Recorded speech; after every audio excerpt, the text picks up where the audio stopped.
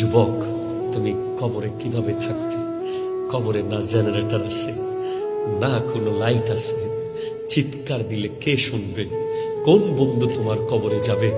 আমার নবী হাদিসে বলে 3টা জিনিস মুর্দা লাশের পিছে পিছে যায়, তার মধ্যে 2টা ফেরত আসে, আরেকটা কবরে চলে যায়। 3টার মধ্যে একটা হলো তার সম্পদ, আরেকটা তার সন্তান, আরেকটা তার নেক আমল। একমাত্র কবরের সাথে যায় নেক আমল, সম্পদ আর সন্তান কবরের পার থেকে চলে আসে। কত কবর আছে এই পৃথিবীতে যে একবার গেছে কবর দিতে, আর জীবনে কোনোদিন কবরের পারে যাওয়ার সুযোগ হয় নাই সন্তানের। একবার কোনো মতে লাশটা ঢুকায়া সন্তান আমেরিকায় চলে গেছে, লন্ডন চলে গেছে, ইউরোপে চলে গেছে, আর কোনোদিন লাশের কবরের পাশে আসে নাই।